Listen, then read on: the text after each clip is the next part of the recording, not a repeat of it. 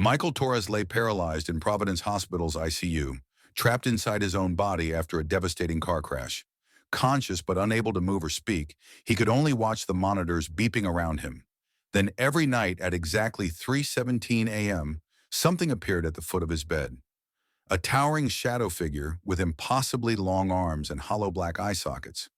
It only came when his heart rate dropped dangerously low, as if drawn to his weakening pulse. The creature seemed to feed on his fading life force, growing darker each visit. Michael screamed silently as skeletal hands reached toward his breathing tube. On his final night, the entity leaned over his face. Its breath felt like ice against his skin. It whispered the exact time he would die. 3:21 a.m. The heart monitor flatlined as those bony fingers touched his ventilator. Nurses rushed in, but Michael Torres was already gone. The shadow had claimed what it came for.